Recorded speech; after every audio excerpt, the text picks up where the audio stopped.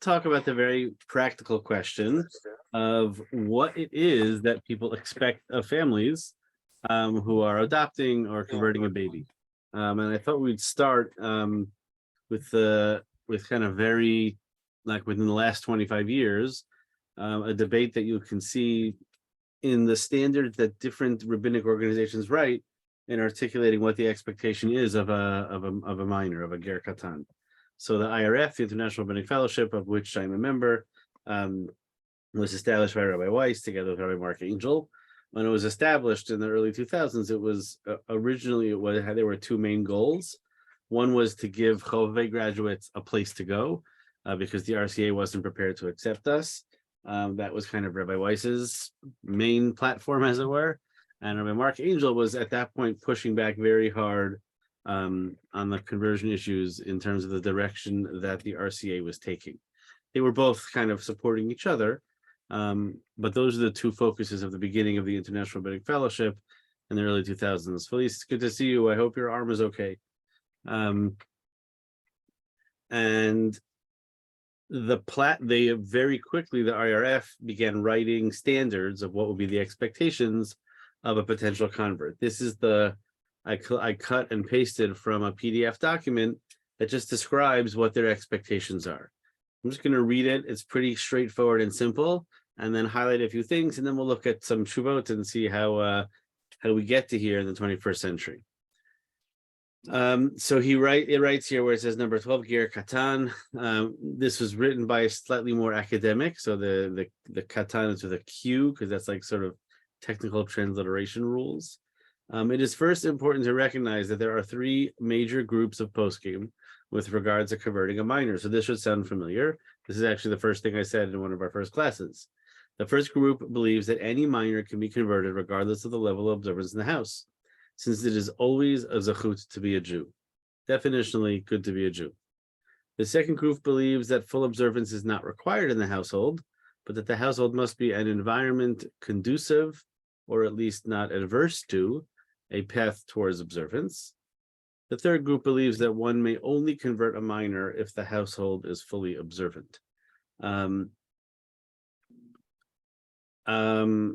I'll just say that there's really, the third group really has two subgroups. There's one group of that third group that says that if somebody were to do a conversion of a minor without full observance of mitzvot, that the conversion is still valid. And then the most extreme would be really a fourth group, almost entirely would say that can only convert in a household of fully observant, and if one did otherwise, the conversion does not take effect. That position does exist. That's probably the smallest position, interestingly. But those three or perhaps four positions are out there. And this is kind of just outlining a general set of possibilities. Then continue, whether one is dealing with an intermarried couple working to make a family wholly Jewish, which is interesting. Unclear if wholly Jewish means that the mother is herself going to convert, or with a Jewish couple suffering from infertility that has decided to adopt. Considering the sensitive nature of this matter and coupled the critical importance of providing for the continuity of the Jewish families, the rabbi should make every effort to convert the children.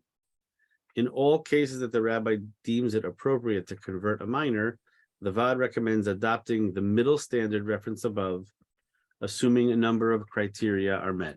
So the middle standard, just to remind ourselves, is that full observance is not required, but that the household be an environment conducive, or at least not adverse, to a path towards observance.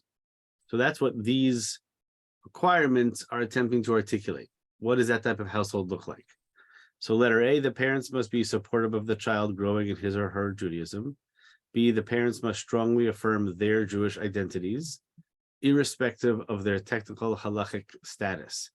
That's a very important line that was the subject of many, many hours of debate, which is what happens if the mother herself is a convert, but her status is not acceptable according to us? Do we treat the mother as a full-on non-Jew, or is she in some type of in-between category? And that led to a whole bunch of serious, or what about a patrilineal mother who has self-identifies as fully Jewish, but is not al pi halacha Jewish? In cases where the mother is not Jewish, and wishes to convert, but might not receive a conversion for technical reasons, like her husband is a Kohen, assuming she is fully on board with having a Jewish home and sees herself as part of the Jewish people broadly defined, the children should be converted irrespective of what is decided about her conversion, as they are Zera Yisrael.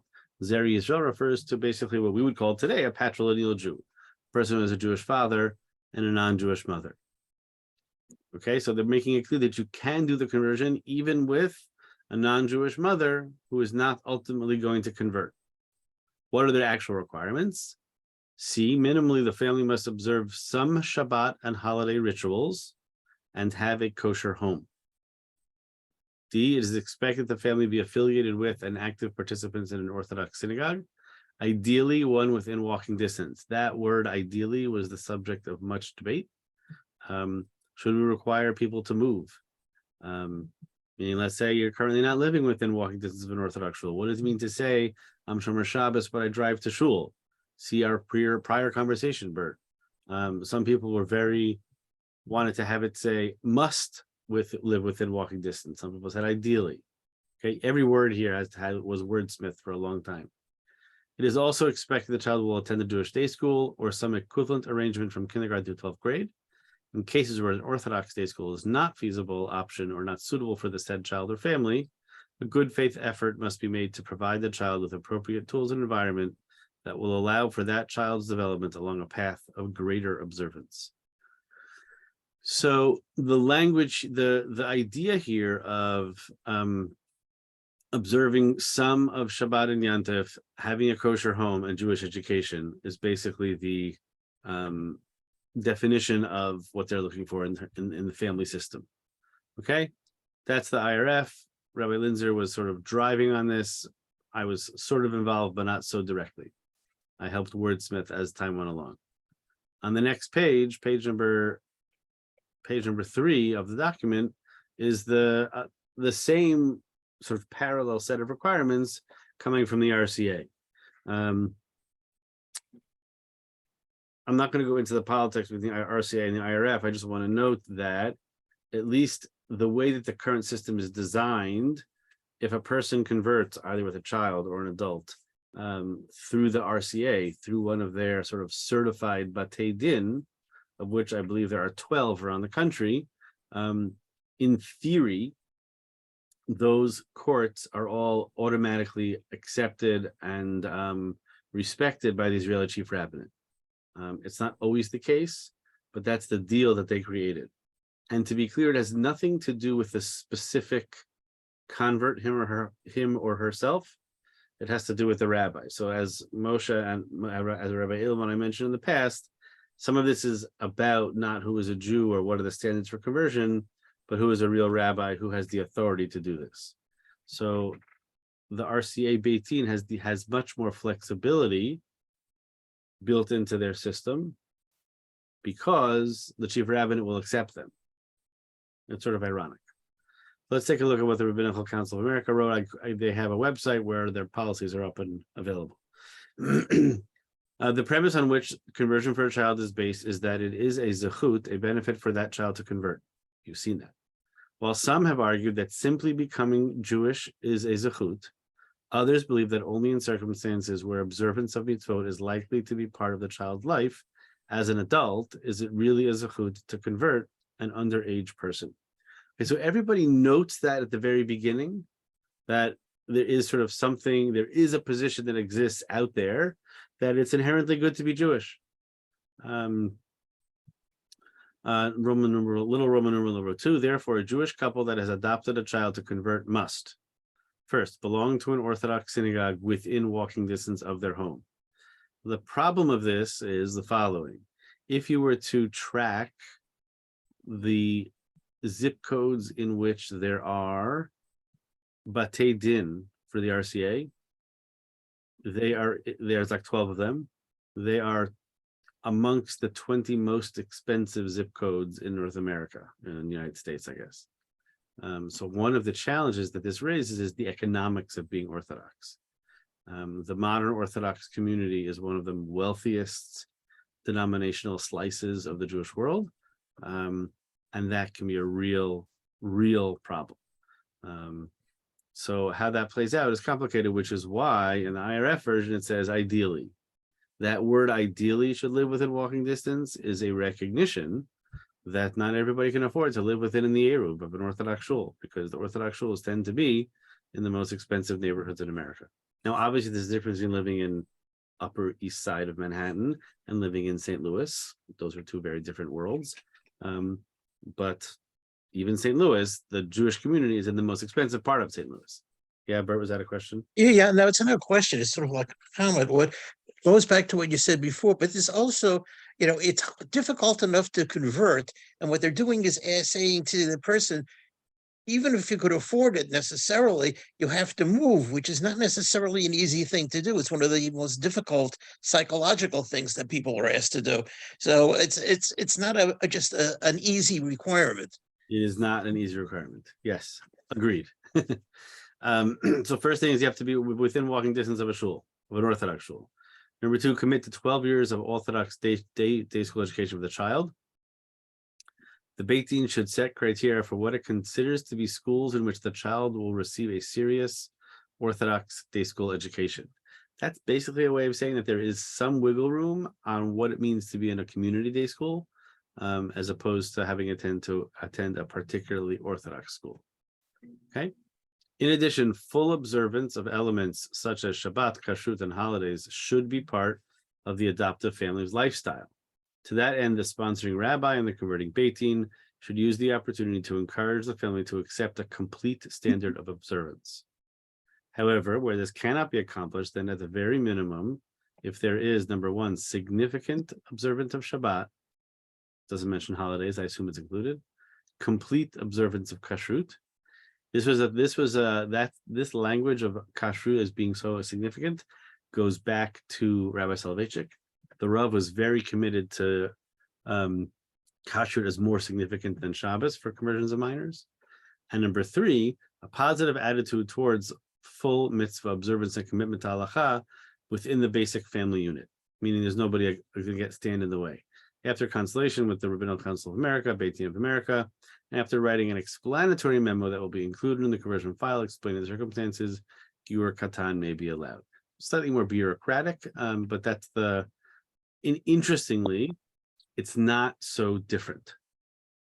Here they use the word significance observance of Shabbat in the RCA one, and the IRF one, what's the language? Observe some Shabbat and holidays. So significant is more than some, but the truth is that in sort of the way it's probably could be experienced by people is that they're not so different. Shabbat and Yom Tov is important, Kashrut is necessary, and a serious commitment to Jewish education is really, really important. You can actually come down almost in the same place. Could I just comment? Yeah, please.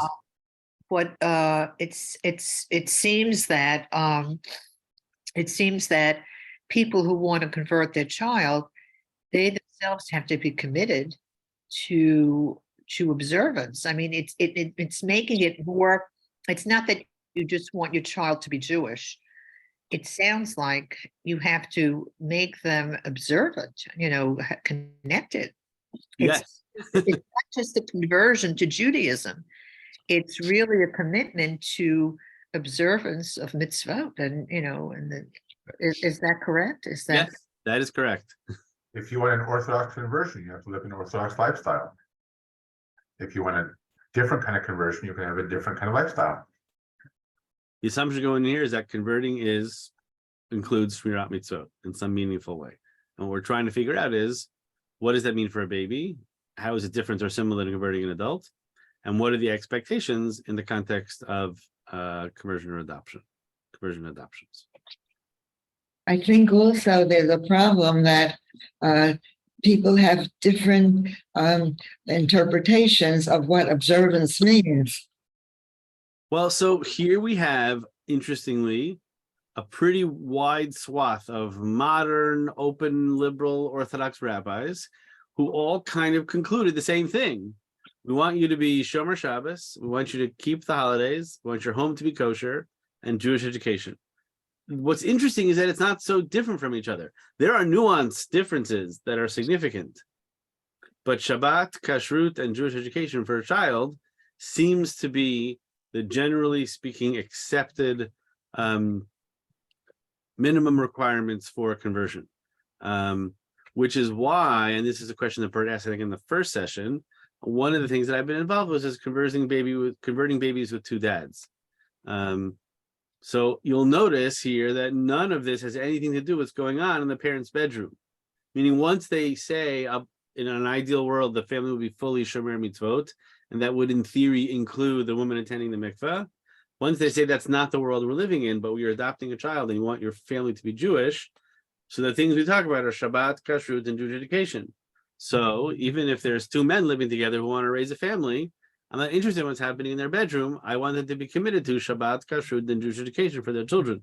So I've been involved with a number of these conversions of babies of two dads from Tel Aviv or from around Israel, where it's actually much easier. It's much easier to have be kosher and have Jewish education in Israel. And the guys here basically Shomer Shabbos to begin with. And I do actually use it as an opportunity to push them to be more Shomer Shabbos. If they want, now that you're starting your family, you should kind of be committed to the values of our community. And they're actually quite responsive in a very beautiful way. Yeah, Bert? In the positive, in the RCA thing where it says a positive attitude towards full mitzvah observance and commitment to halacha within the basic family unit. Does that mean that they wouldn't think that two gays, two gay men or two lesbian women, is that sort of what they're saying? I don't know. To the best of my knowledge, the RCA does not convert babies with two dads. I don't know I don't know how to put my finger on what they're using to push back on it. My understanding of that line within the RCA one is a way of saying that even if the parents aren't themselves fully shomer mitzvot, that if the kid wants to be, the parents will encourage it and not get in the way. Because the hope is, and maybe the fantasy is, non-frum parents who send their kids to Orthodox day schools, the kids become frum, and they don't want the parents to stand in the way. Now, it doesn't always work, but that's, I think, the dream. Maybe it's a fantasy, but that's the dream. And so the irony is that even according to normal standards of conversion of minors, Shabbat, Kashrut, and Jewish education apply, equally to to two men as they would to a straight couple. And it's actually quite beautiful to watch these young men try to build families to the best of their abilities. It works much better in Israel and Tel Aviv in particular, in that there's a much more supportive community that makes space for their families to just feel normal. Yeah, Judy? Question. Does anybody, either the RCA or the IRF, talk about the concept about the character of the child? Suppose he's a deviant, suppose he's a juvenile delinquent, and the family observes kashrus and Shabbat. Is that addressed by anybody? Well, these are talking about converting and adopting babies. Right. They're not really dealing with the question of fostering or something like that. So it's only so we wouldn't. Meaning it's not they're talking about adopting infants or really babies. Okay. Kids are kids and kids go do all sorts of things, but I don't think I think that if a family adopted a kid and converted them at birth and then the kid goes off the derech, it's just a Jew who's now a juvenile delinquent. Right. Okay. Right. We have lots of those, sadly. But, right. Yeah. Okay. Let's look at next. Jeff, Yeah, go ahead, James. It's curious that there's no mention of Tar Mishpacha. Those are usually the three main Shabbat, Kashrut, and Tar Mishpacha, and nowhere is it mentioned. Yeah, so if that also goes back to the Rav. Rabbi Soloveitchik, like I said, was really into the kashrut thing, and I think it's about public versus private. The kids will know what they're eating. The kids don't necessarily know what's going on in their parents' bedroom. My boys never knew when Beth was going to the mikveh. It's sort of shocking to me. Maybe your daughters are more aware. I didn't know half the time.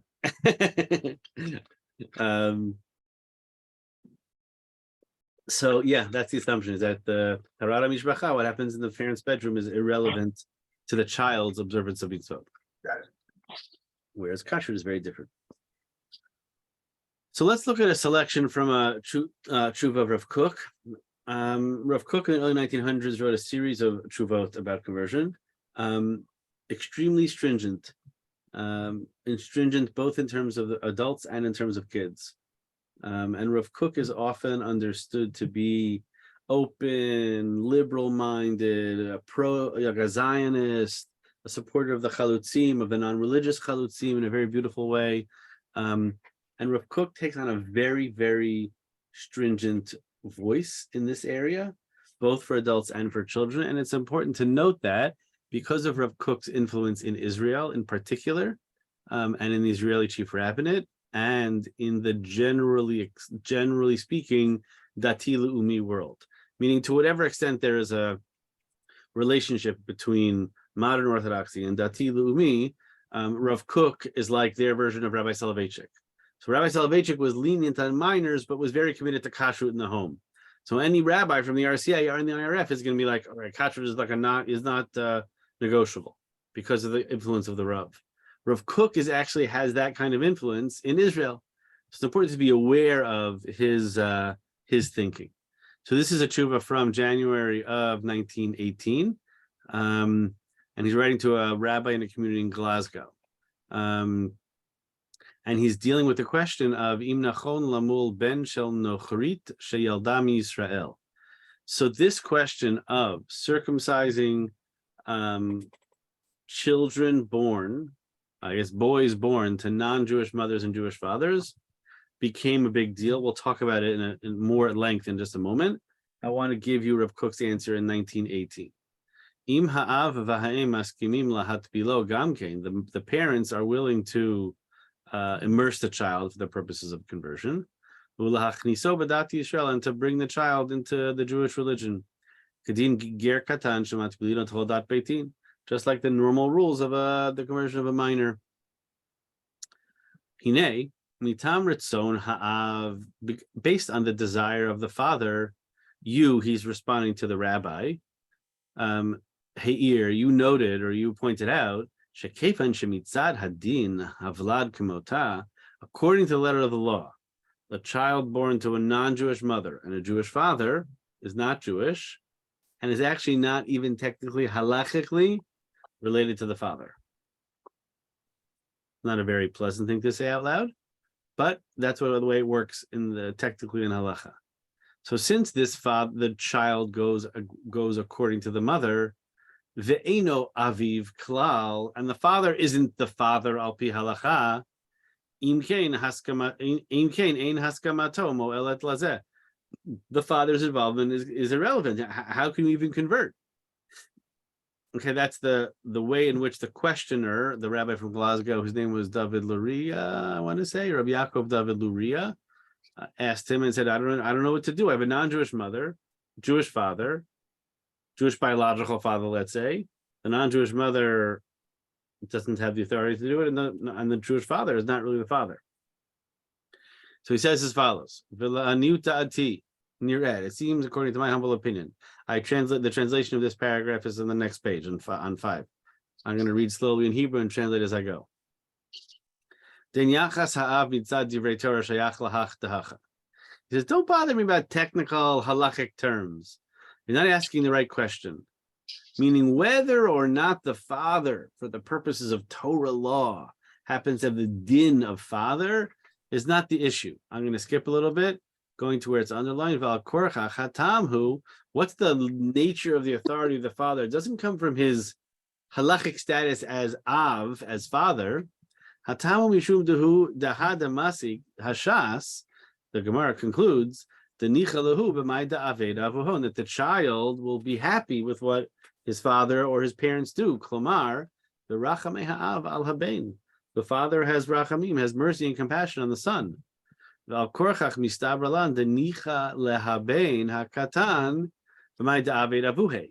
the reason that the reason that a son wants to behave like his father is because his father is compassionate and loving and behaves like a father. Because the father cares for the wellness of his child. And that experience is not dependent upon halachic Torah yichus. imhune echshav la'av olo, whether or not he is technically halachically the father. Ki'im shehu al pi teva ha'av shalo v'rachamav alav, whether according to nature he behaves as the father.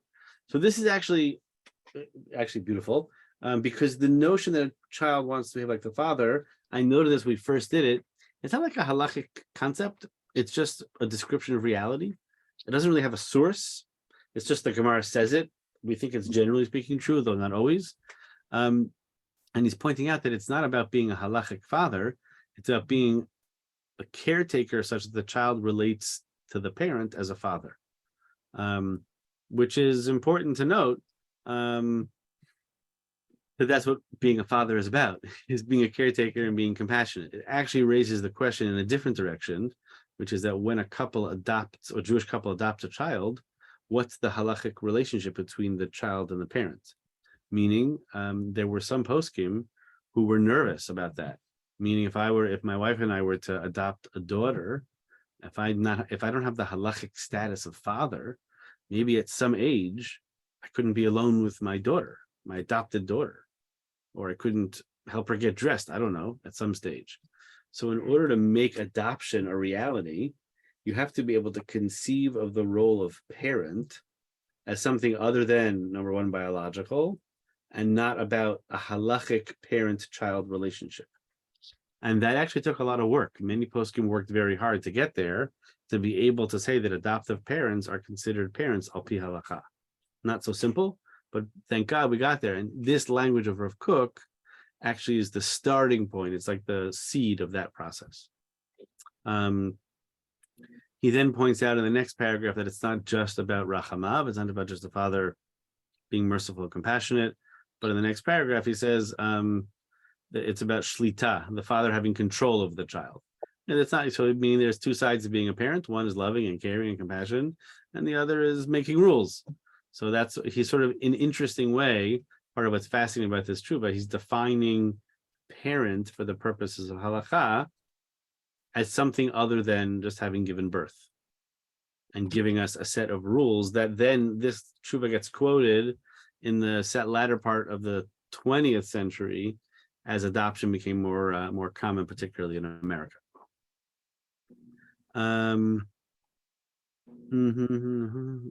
He then points out in the next paragraph, which I didn't translate, about the difference between when a child behaves more like their mother as opposed to like their father. It's interesting. I'm not going to go into it. Page number 6, there's a bolded word, omnam, and then I picked up the translation again. It's hard to translate chuvot. Omnam.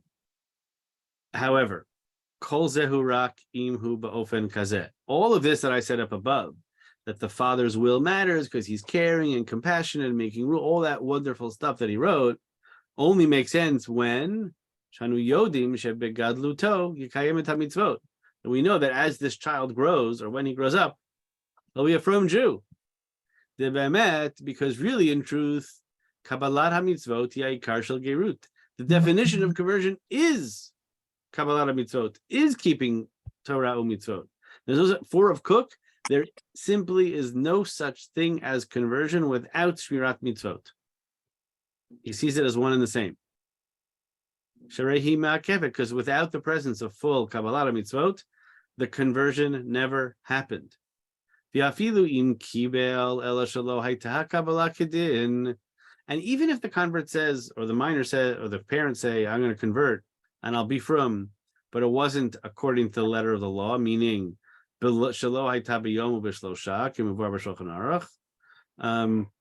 doesn't actually work if it wasn't in the presence of a court, and by day, it doesn't count. There has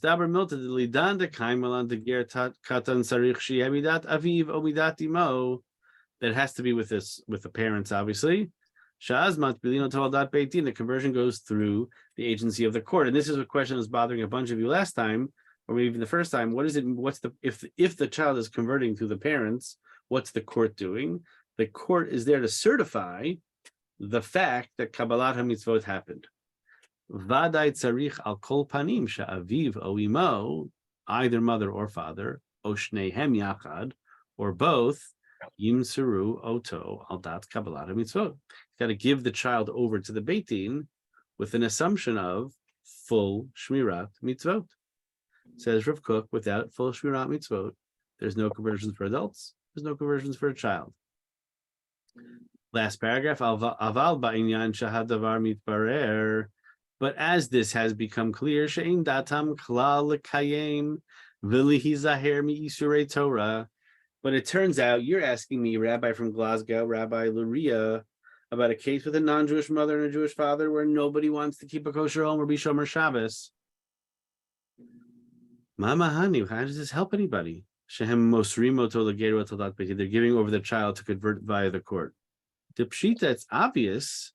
The lo adifa misiratam me'elu mi'ilu masaratats molegerot b'milav. There's no better for the parents to come and give over the child to the court than for the adult themselves. Shekevan shechasra kabbalat mitzvot. Since there is a lack of the acceptance of mitzvot, ein ze gerut klal. Underline 10 times. This is not a conversion at all. And it's from the argument from a Kal Vachomer. So Rav Kook is amongst the most stringent in conversions and amongst the most influential poskim and thinkers in Israel. The default, his position is that without full Shmirat Mitzvot for an adult or for a child, or a framework of Shmirat Mitzvot for the child, it's that fourth position that I mentioned when I went through the first IRF document. Not only shouldn't you do it, but if you did it, it didn't count. Kid's still not Jewish. Because you now end up in the following situation. Let's say some rabbi disagrees with him. Some rabbi, like for example, we'll see a bunch of them. His counterpart, Rav Kook was the Ashkenazi chief rabbi. His Sfaradi chief rabbi was super lenient. Rav Uziel said that he could do conversions without Kabbalat mitzvot, almost at all, and also with children, because he was worried about the questions of intermarriage. And many poskim today, as a result of the Aliyah of the Jews from the former Soviet Union, have sought to find ways to be more lenient. But the problem is that when you're dealing with questions of personal status, and according to Rav Kook, a major thinker in Eretz Yisrael and Medina Israel today, believes that it just doesn't work, you end up with people whose status lies in limbo. Because some group of Jews today are close followers of Rav Kook.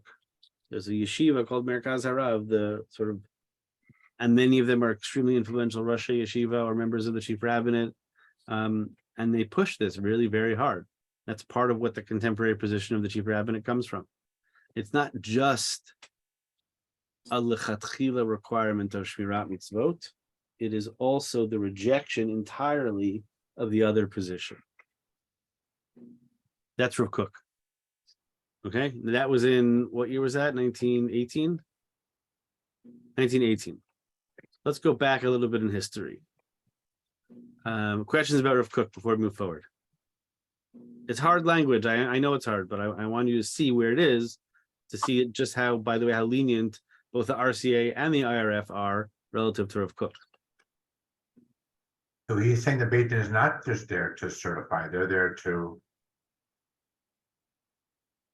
I guess, make sure that the parents are Shomer Mitzvot.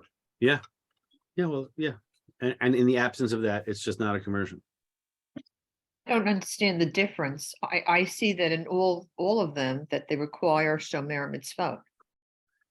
Well, there's a difference between saying Rav Kook's language is full Shmirat Mitzvot, and the RCA and the IRF are saying a commitment to Shabbat.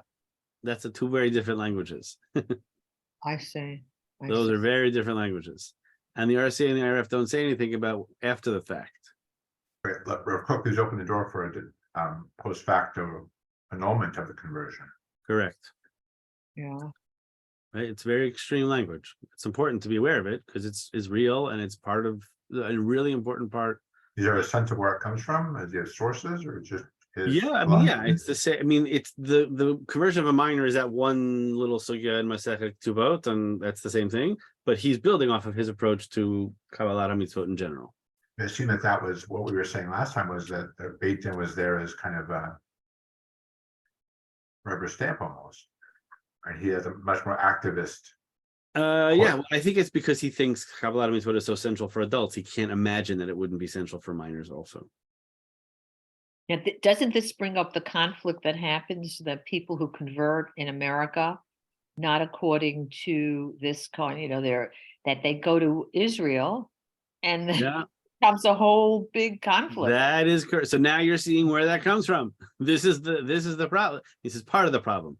For Rav Kook, it doesn't matter who the Beit Din is, meaning it's not like for some people, if I did the conversion, it's no good. If Rabbi Edelman did the conversion, it's no good. Here, even if I don't know, Moshe Rabbeinu did the conversion and the kid wasn't Shomer Mitzvot, Rav Kook wouldn't accept it. Right here, it's a much more principled position. It's not about power and authority. It's about a different ideological worldview. Doesn't that create a lot of conflict with people who want to make Aliyah? Yeah, we're living through it. This is what creates the contemporary conversion crisis. You are looking at those texts. Okay, let's go back a few years, a generation or so. So I wrote this out so you could see it because it's quite fascinating. And I'm going to show you something cool in a second. I'm going to share screen. On October 31st, 1864, Rabbi Bernard Eloui of New Orleans, actually he was doctor and then became rabbi, became doctor also, wrote a letter to Der Israelite, a leading Orthodox journal in Germany, to solicit opinions from the European Orthodox rabbinate as to whether boys born to non-Jewish mothers from Jewish fathers should be circumcised and converted to Judaism. The mothers had no intention of raising these boys as observant Jews, and the fathers were flagrant violators of Jewish law. Okay, this is 1864. Hold on one second. Where am I? I'm going to share my screen for a second. Or 1964 or 2024. Okay, everybody sees this. This is Der Israelite. This is published in December 28th, 1864. You can see the letter. Here's the letter. This is the letter from Dr. Eloui. See, it says here New Orleans. I don't read German. October 31st. So he wrote the letter October 31st. Gets published a month and a half later. This sentence means die Beldendung, the leniency, der Mildern von Nicht-Jews regarding non-Jews, mothers, geborenen Kinder, who gave birth to Jewish kids. That's exactly our question. Okay, he goes through the whole question, and here you can see Dr. Eloui, Rabbiner du New Orleans. Okay, so I was hoping that the original letter was going to be in Hebrew, because it's not particularly helpful for me that it's in German, but it is kind of cool to see it. And then in response, a whole bunch of people wrote. Dr. Eloui, or Rabbi Eloui, was an interesting rabbi around America. He was ordained by the Chatam Sofer, Moshe Sofer.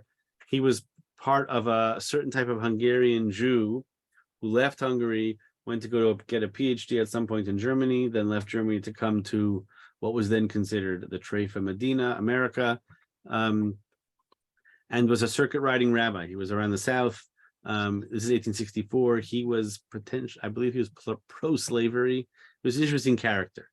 You can look up all sorts of interesting, fun sermons that he's given. Now I'm going to stop this share, but it's really cool.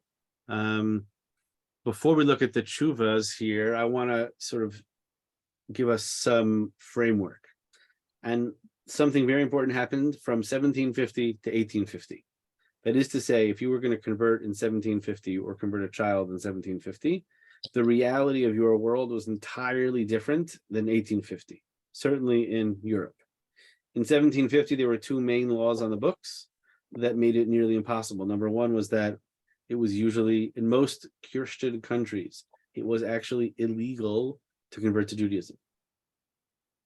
Those laws started coming off the books really after 1789, after the French Revolution, etc. As Jews were getting more and more emancipated, laws were being rewritten. It became now legal, or at least no longer illegal, to convert to Judaism.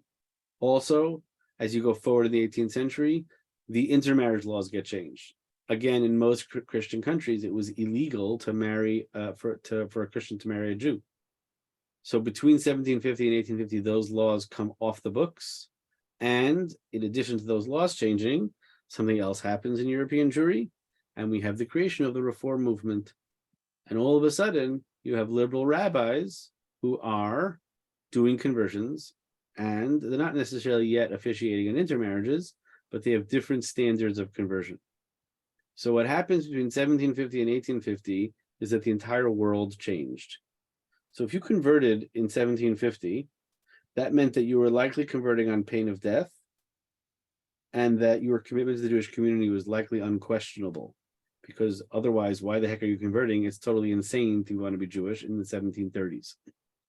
And so when you moved into the Jewish world, you just observed like the people around you. Again, as I've said, that doesn't mean that everybody was like the frummest Jews in the world, but it just meant that you entered the community and you behaved like the people around you, because otherwise you were going to be put to death by the non-Jews. So everybody who's converting before 1750 just behaved like a Jew, whatever that looked like in your local city or town or village. By the time you get to 1850, the world is a totally different place. Now, not only can you can be a not fully Shomer Mitzvot Jew, and you could live with a non-Jewish woman or man. And so all of a sudden in the 1850s, 1860s, 1870s, poskim start writing tshuvot about, well, what do we actually expect for somebody who converts? What are the requirements of Shmirat Mitzvot? And everybody says, well, I don't understand. How come they only started writing this at the end of the 1800s? Where did that come from? They're just making it up. If you look at the Rishonim, you look at the Rambam, you look at the Shulchan Aruch, our kind of classic authoritative codes and commentaries, they never said any of those things. They never said any of the things because they never imagined the possibility that you could become a Jew and not observe as your local community basically observed, which meant a generally speaking commitment to Shabbat, eating kosher food, whatever Jewish education looked like, which is likely very limited. Meaning the reason why all of a sudden in the second half of the 19th century, people start making up the requirement to be Shomer Mitzvot was that there was no alternative 100 years prior.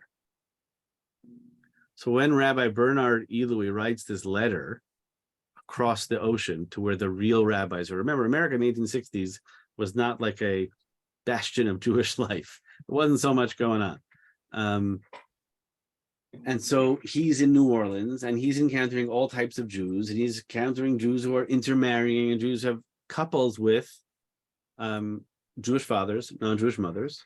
And the question that he asked was, if a mohel went ahead and circumcised the baby of a non-Jewish mother, Jewish father, question one is, did that mohel commit a sin? Question two is, should the rabbi publicly rebuke the mohel and make it clear to the rest of the community that nobody else should ever use that mohel again? And if the mohel does the milah, nevertheless, should the rabbi tell everybody else in the community, you're not allowed to use this mohel, and if you use this mohel, you're going to have to get another milah? Meaning Rabbi Eloi's assumption was that this was totally forbidden, that doing a circumcision or conversion for a child born to a non-Jewish mother, Jewish father, where there was no framework of Shmirat Mitzvot, not only was it not permitted to convert, he claimed it's forbidden to circumcise, such that the mohel should be rejected from your community. So that's what that letter in Der Israelite is, a summary of his own position. And then he says he reaches out to three great rabbis in Germany at the time and says, I'd like your advice. And everybody basically supports him. And the reason they support him is as a pushback against intermarriage. It's interesting to think that in the middle of the 1800s, already there was a pushback against intermarriage, and there was such a fear that they pushed back against the standards for conversion and pushed back against mohalim, who just thought they were doing their job. Right? They were just showing up. Somebody calls to please come do the milah. This is my parnasa, I'm a mohel. I gotta do milah because someone's calling me, and I gotta go have my bagels and lox. That's what the mohalim wanted to do. And the rabbis went bonkers. Okay. Almost everybody was against. I want to show you one of the rabbis who was pro, who set the tone for a whole other set of languages. So in March of 1865, Rabbi Tzvi Hirsch Kalischer, Rabbi Tzvi Hirsch Kalischer was a very important major halachic authority, one of the early, what we used to call Chovevei Tzion. He was like a proto-Zionist. And he has a fascinating worldview, a fascinating life story. We're not going to go into it now, but a very open worldview, in part because of Zionism or proto-Zionism. We're in the 1860s. It's not really Zionism as we know it. We're still pre-Herzl and any Zionist congresses. And so Rav Kalischer, wrote a letter to Rav Azriel Hildesheimer. Rav Azriel Hildesheimer was ordained in Hungary, eventually makes his way to Germany and establishes what comes to be known as the Hildesheimer Seminary, the kind of neo-Orthodox, Hirschian, what we would call today modern Orthodox seminary in Breslau. And he, Rav Hildesheimer, had a PhD, very open-minded kind of a guy. His main student was Rav David Tzvi Hoffman, who had a PhD in biblical criticism. And then Rav David Tzvi Hoffman's student was Rav Yechiel Yaakov Weinberg, known as a Sridei Eish. Those three rabbis were like amongst the most liberal rabbis in Germany in the late 1800s, early 1900s, up until World War II. All of them, the Rabbanim, the sort of head Rosh Yeshiva of the Hildesheimer Seminary, agreed with Dr. Ilui and thought that the Moalim shouldn't be doing it, and we shouldn't be converting these kids, and we have to take a big stance against intermarriage. However, Rav Tzvi Hirsch Kalischer was like a major deal, like a big player in the world of halachic poskim in the 1860s. He wrote a letter to Hildesheimer and said in the letter, he writes things like, if you look here now in source number 2, this is at the very beginning, March 1865, Hen Karati Ba'alei Israelite. I read in the journal, Israelite, Mispar Chamishim Ushtayim, number 52, 1864, blah, blah, blah, Gimel She'elot, Bibechorei Itim Shel America, La'asher Kara Ba'Orleans. He's describing the letter of Dr. Ilui that appeared in Der Israelite. Rav Kalischer read the letter, read the responses, and says, you know what, I'm not going to write in Der Israelite. That's like for the popular folks. I'm going to write to Rav Hildesheimer, who's like the Gaon and Posek Hador, because you, Rav Hildesheimer, you're really important. You know this stuff. And I'm going to give you my opinion. And Rav Tzvi Hirsch Kalischer blows them all out of the water. I gave you one paragraph. This truth was like 10 pages long. I don't think I didn't read the whole thing. It's too long, but it's amazing. He goes line by line and tears them all apart and says, what are you talking about? And you can even give a milah to a non-Jew who wants a circumcision. And he goes on and on and on. And eventually it's amazing. That's tshuva number, what is this? Reish Kaf Tet, 229. Rav Hildesheimer publishes the letter of Rav Kalischer in his own Sheilot and Shuvot. Siman Reish Lamed 230 is Rav Hildesheimer's response to Rav Kalischer. There's this fascinating conversation going on of two kind of Gdolei Hador responding to articles in Der Israelite. It's fascinating because, like, you could sort of imagine who I don't know, insert name of Gadol, two rabbis writing about stuff happening in the New York Times. I don't know, Der Israelite and the New York Times are very different. I don't know what's the right journal there. Maybe Tradition, maybe the Wall Street Journal. I don't know. The core argument of Rav Tzvi Hirsch Kalischer is basically that a Jewish man and a non-Jewish woman who are bringing their child to convert, it's our obligation to bring them closer to Judaism. And by converting the child, you're actually helping them to do tshuva. So why would you not convert this child? Of course you should convert the kid, because they're giving the family at least a chance to raise a Jewish kid. Because if you don't, they'll be lost forever, and there'll be nothing to do. They'll just get assimilated out of the Jewish people. At least here, if you convert the kid, there's a chance to convert the mom, build a relationship, and then bring them into the Jewish community. Meaning it's exactly the opposite of Rav Kook. Rav Kook, Dr. Ilui, Rav Hildesheimer all said, we need to push these families out so that nobody thinks you should intermarry, because we're going to lose too many Jews. Rav Tzvi Hirsch Kalischer's point is, what are you talking about? We need to pull these families in so that we don't lose the intermarried Jews. This is exactly the debate going on, Rabbi Edelman can tell us, in the conservative movement today. What do we do with intermarried families? How do we keep them close? Because if you push them out and nobody goes to the weddings, then you'll just lose them. But if you keep them close, at least you have a chance to hold on to them. So Tzvirish Kalisher is actually the support for the liberal voices in the conservative movement today. I'm not sure he's interested in officiating in an intermarriage, Moshe, but he's making the argument of why you should remain connected to these families in some meaningful way, such that he's willing to convert the child. Page number 8. Let's look at one paragraph from Rav Kalisher. Umasha chashu, and that which you're concerned about, shall yilmod dat Yisrael etzel anochrit, that this kid is going to grow up with a non-Jewish mother, not going to be so frum because he got a non-Jewish mom, won't learn Judaism from his mom. Say, hey, no, I don't buy it. It's just not true. I will come back to that point maybe at the end, James. The belav hachi, because even without this, meaning if I don't convert the kid, but avonotenu harabim la'it kazot, in our terrible grave sins, harbe she'ein nohagim b'dat Yisrael. There are lots of Jews who aren't so frum. Ba'ochlam basar hashaket v'hachazir. They're eating non-kosher meat. They're even eating chazer. Jews are eating pig. You've heard of such a thing. Vafilu hachi, if two non-frum Jews show up, they don't want to serve bagels and lox, they want to have bacon. Nevertheless, malin et haben b'simcha, we're going to do a milah for the kid, even if they're going to serve. I don't know if they'll serve bacon in shul, but like, you know what I'm saying? Like, they're not so frum, but we're going to do the milah. Ve'ein anu arivim zelazeh b'ma she'ein yicholim limchot. We have no obligation to stop somebody from doing something if it is just impossible. Or, to put it differently, there is a mitzvah of tochacha. I have a requirement if I see a Jew violating Shabbat to tell them. So if a Jew drives through Riverdale on Shabbat, we should all be throwing stones. Don't do that. That's a bad idea. You can, if in fact telling somebody, you know, doing X, Y, or Z is usher, won't accomplish anything, will just make them laugh at you. You're not supposed to tell them that. You're supposed to have a different kind of conversation. So we're not obligated if they're not going to listen to us. Aval arivim anachnu zelazeh, but we are in fact responsible one for the other.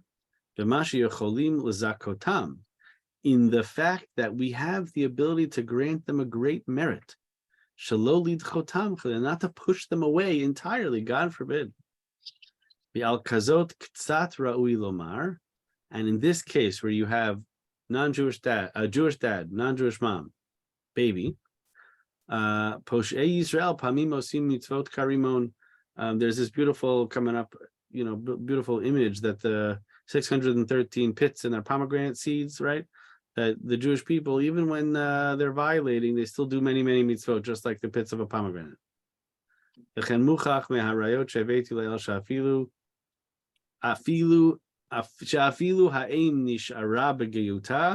Even though the mother remains fully not Jewish, matbilin habein al dat beitin. You still take the kid to the mikveh through the authority of the presence of the court of the beitin itself. Okay, and that's Rav Tzvirish Kalisher is actually what drives a whole other set of poskim and gedolim. Rav Kook, there are people before Rav Kook, but he's kind of the most influential, I think. Took one position.